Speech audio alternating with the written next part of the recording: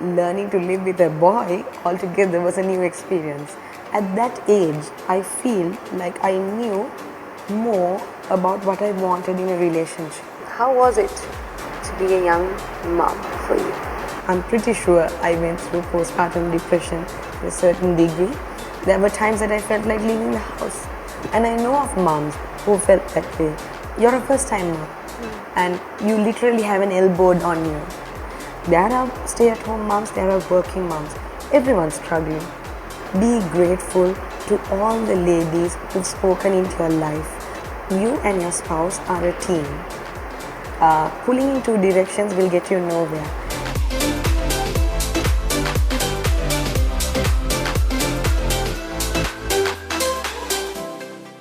Blessed day to you all. Welcome to another segment of Trends and Truth. Today with me on the hot seat is a wonderful woman of God who you have met the previous week. Today she is here again to tell us a little bit more about her story, her journey, and how God has carried her through every single season of her life. We invited Pumi to come over one more time because there was more to her story that she needed to share and you needed to hear. So today let me warmly welcome Pumi back to the segment. Hi. Hi. Thank you for making time. I know you have two kids, busy schedule in your life and a lot going on, and yet you have chosen to be here with us and to share your story, and above all, thank you for choosing to be open and honest about your experiences. We truly appreciate it. This is me. Right, so before we start off, last week we just do a little bit of a recap. We talked about how it was for you to make a choice to leave your career behind, choose to be a stay-at-home mom, and your life has really taken quite a bit of a turn ever since. And I'm sure it's been easy sometimes, and it's been hard sometimes, it's been rewarding sometimes, and not so much at certain times too. But through it all, you said that you glorified the Father for it all. So if by any chance you didn't watch the previous segment, please go back, watch the last week's segment, and then come back and meet us again. So Pumi, let's go from the beginning. So you talked a little bit about your husband last time, and you told us that he was a person who came from a different background from how you grew up. Would you like to tell us a little bit about him and how you met him and how you decided that he was the right one for you? Right. So as I mentioned last week, I would say I was brought up in a family that was pretty normal in terms of society's terms, and my husband came from a different background because his parents were of different faiths and of different ethnic groups, and growing up was not the same for him as it was for me. I had a relatively safe upbringing. I went to good schools. I had the opportunity to study abroad. Again, I'm grateful to my parents for that opportunity. I had the opportunity to work for two very good companies in Sri Lanka, pursue my career aspirations for a good, let's say, 5-6 years, and I was pretty set in my ways. I knew what I wanted in life, and I knew where I was headed, and I'm not wrong if I say I might have given up at that point, would have given up the idea of getting married too, because I think I was happy alone. And I remember when I was around 27 years old, our church organized a young adults camp, and I decided to take part because my sister was going, I was going, and I was volunteering to organize the camp. And at the camp, I met my current husband, whom I had never met before, but my sister knew him, and we immediately started talking, not about God. In fact, we both talked about our common interest, dogs. So ladies, don't give up on your hopes of finding someone who might be sharing a common passion or a hobby. So we immediately started talking, shared thoughts, and we were exchanging messages, talking as friends, getting to know each other's friends, and eventually turned into coaching. So one of the things that I want to bring up is that at that age, I feel like I knew more about what I wanted in a relationship. And the fact that I had a stable set of parents helped me to envision what kind of parenting I wanted to do in the future. the kind of family life I wanted to have. So I was okay. Whereas I realized when I was getting to know my partner at that time, I felt that this was a whole new learning experience for him. And one of the things I did was be honest with my parents. And I wanted him to understand, I wanted my partner to understand the kind of relationship I was sharing with my parents. And hopefully he'd know what I was looking for. But what was more important was, what did he want in this relationship? Did he know what he wanted? So one of the biggest blessings we had in our journey is we were counseled by godly people, and we seeked, or we wanted counseling, because we realized that we came from very different backgrounds. We didn't see eye to eye on certain matters, and we realized some of our values. I'm not talking about godly values, I'm talking about general values in life. We realized they were very different, and we needed to bridge them, and counseling helped. So with all this, we got married, and things were okay. But when you first get married and you're adjusting to each other's life, and mind you, I didn't grow up with a boy, I don't have brothers, I have one sister, so learning to live with a boy altogether was a new experience. It was not easy, and so we ventured into married life. We were both working, and so we had to take certain decisions even with regards to our careers, to make sure that there was some stability at home. I think I mentioned it in the previous segment that I made a career switch before we got married.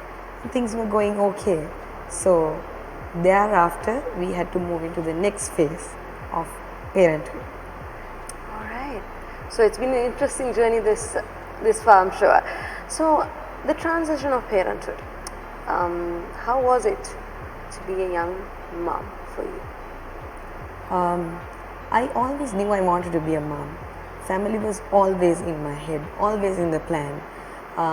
So I had no hesitations in jumping into parenthood.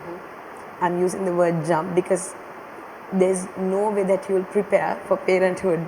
There's no guidebook, right? So overnight you become a mom, and you suddenly realize there's a whole other being dependent on you. I feel that apart from the child growing up and learning things, it's a learning journey for the parents too. It was very hard. Personally for me, I'm pretty sure I went through postpartum depression to a certain degree.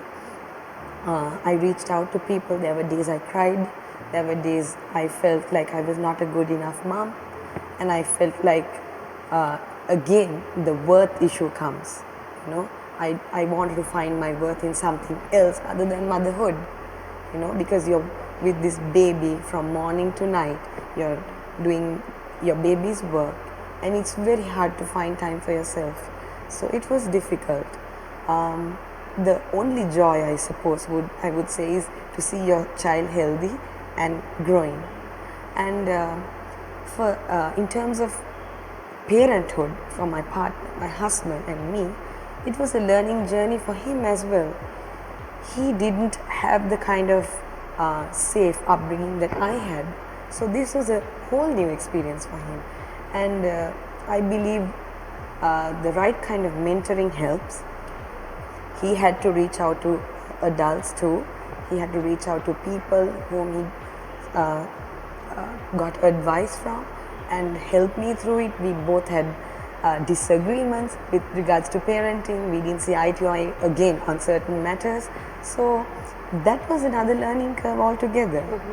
So all the while you're battling other issues on maintaining your home, work-life balance on his part, and trying to keep your relationship going as well.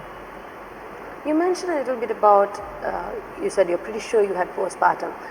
Do you mind telling us a little bit about why it was so difficult for you after giving birth to your child? Because I'm sorry to say this, right? But I think it's known in the world that it's normal to have a child. It's just kind of what we women are supposed to do, and we are supposed to, by nature, know how to take care of our children and cope with the experience along with managing the rest of our lives. And I think in Sri Lanka, especially, I think a topic like postpartum is not something we talk about. It's not really known, but yet I can talk for myself too that it was not an easy transition by any means, and I think nobody prepares us for that first few months of getting used to a newborn and adjusting with your hormones going crazy and all of that too, right? So how was it for you, and what was really the challenges that you faced?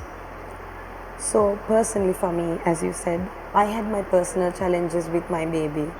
To be very honest, I had issues with feeding my baby.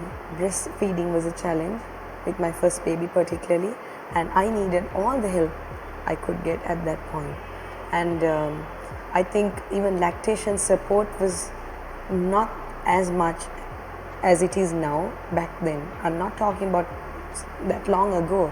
This was actually about 5 years back, but maybe it was just me, I don't know.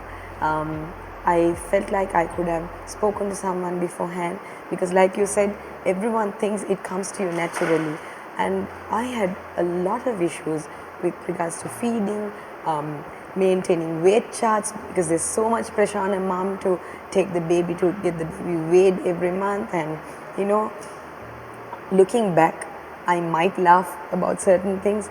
Some things are not so laughable. You know, those moments were really bad. But you're a first timer, and you literally have an elbowed on you, you know, and you're learning things, and you're trying to think of ways to keep this being living and, you know, going. And is she okay? Am I doing the right thing? Am I using the right kind of food? Should it be, you know, vegan food, or I don't know, halal food, or you know, you're battling with so many things, organic food and all that. So medically I would not know to which degree postpartum depression would be defined, but as a personal experience, I remember just crying for no reason. I remember wanting to be alone for no reason, and I remember getting angry about my husband having a job and me not having a job. I remember being angry about just being alone at home, stuck with a baby, you know, and all these thoughts are, you know, going in your head. And personally for me, it's the Lord who just kept me together. There were times that I felt like leaving the house, and I know of moms who felt that way. I know of moms who didn't want the baby anymore, and you just don't know what to do, and it feels like it's not going to end. That period is hard, and you feel like, oh my goodness, is this not going to end? This is it. This is what my life has come to. But now looking back, I have 2 kids now. I've been through this twice, and I just want to encourage anyone who's feeling down by saying it's not the end. It gets better, but you really need to speak up about it. Reach out and get help. You know, talk to people, educate people. In fact, I'm blessed with help at home. I have a lady to help me with my kids and my housework. Educating someone even can come through that. I know the many things I have shared with her, so that she can go back home. When she goes home, she can educate the younger generation, you know, back home. So educating the younger generation helps a lot, right? I'm pretty sure there are things my mother was able to help me with and was not able to help me with. But now I'm better equipped to help my children, and I'm hoping that my children, I have 2 daughters, and I hope that they will be even more equipped than me to help themselves and help others around. Through this entire process, was society kind to you? Like I said, I'd like to think that everyone who made a remark or told me something said it out of goodwill. So if I look at those comments as society's comments or remarks, some things felt very unkind at times. Condemnation just comes to you, you know, and you struggle with self-condemnation, you struggle with you are not enough, that thought, and you struggle with worth issues. But life is not unfair, you know. God is good because He sends people to speak into your life positively. And the Bible says we were created to live in relationship with one another. We were not created to live alone, because we are not meant to struggle, go through these struggles alone. You need relationships, you need people, you need those carriers to carry you and journey life together with you, right? And society can be harsh, social media can be harsh. You see things on social media and it's very easy to get ticked off, it's very easy to get discouraged. Wow, someone else has a better life than me, someone else can look so good after having so many babies, someone else is working and balancing home, keeping her children fed, her husband is happy. How can one person do this? All these things are thrown to you. But social media is one thing and reality is one thing, and everyone's journey is different.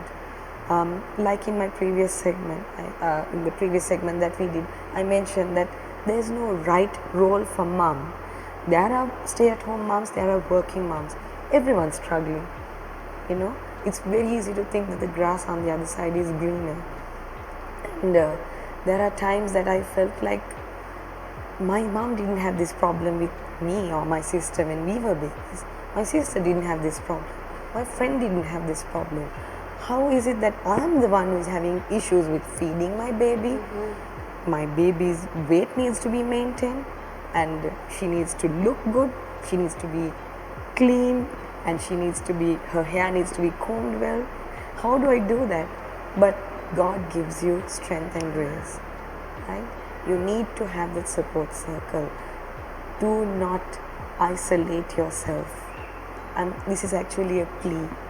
I'm pleading with the people who feel like locking themselves up and not talking to anyone. And if you are one of those friends who have a friend who has been silent for a while, please call. That one person who might have called me at that time would have been a lifesaver, you know, who just called to check on me. I have one friend who just drops in to see if I'm okay. And that's a blessing. Be that friend. If you've had your turn being that mom who locked herself up and now you're out of it and you're okay now, be that friend now. It's your turn now to show that love and concern to your friend who's going through it now. Yeah, the society is definitely not making things easy for us. We've got to push ourselves forward, and children watch you, be it a mom or dad. I think children watch by learning.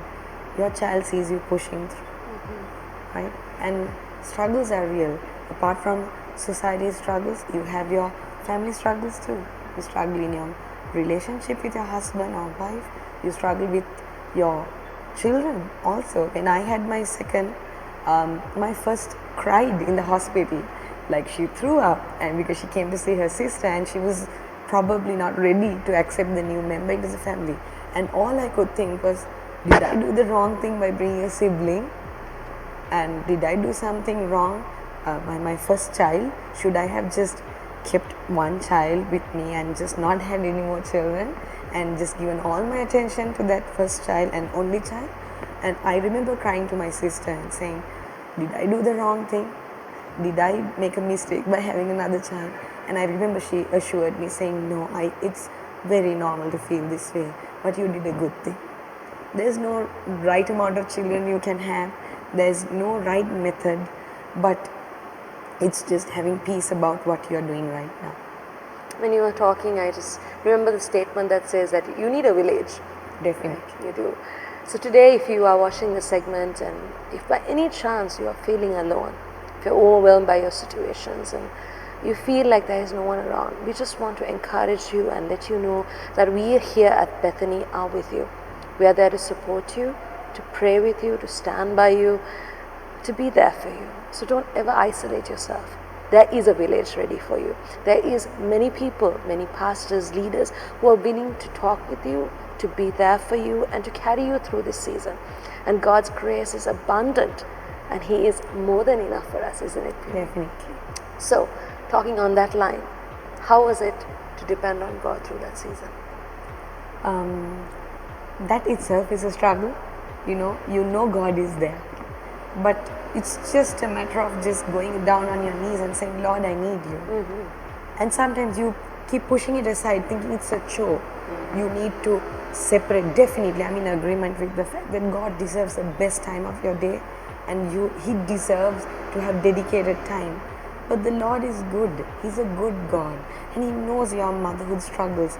And sometimes I remember just rocking my baby to sleep, and I'm just telling the Lord, I'm really sorry I didn't dedicate time to you today, but right now I'm talking to you, and I just need you. That's all I was able to say, And there are times that I was running to get groceries, I'm driving, I'm talking to God while driving. I'm saying, Lord, I feel terrible, and I know this is not a good feeling to feel condemned, but I have this time with you. I'm driving alone, and I'm so thankful for this time. Please just carry me through this, And when you said village, I just remembered something.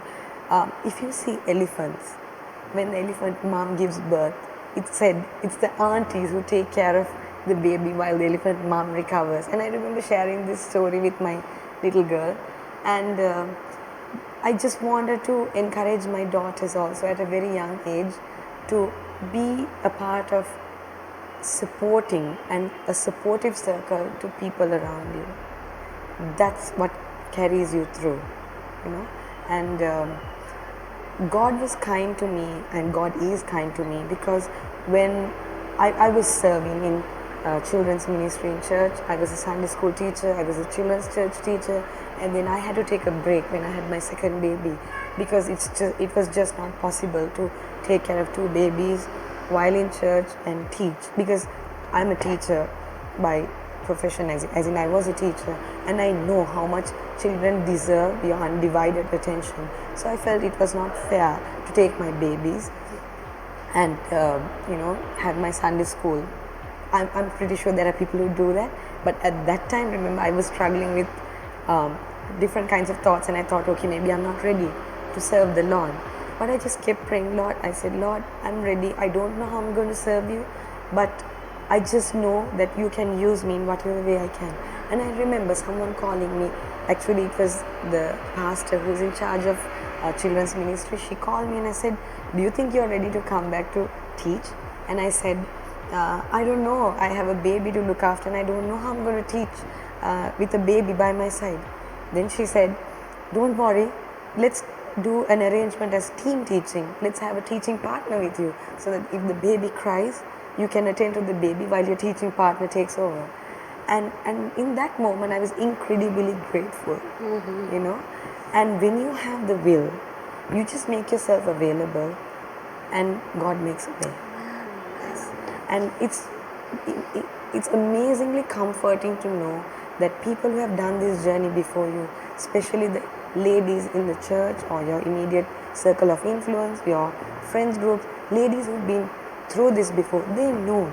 And when they come to you to help you, to give you a hand, to pick you up, that feeling of gratitude, I can't explain in words.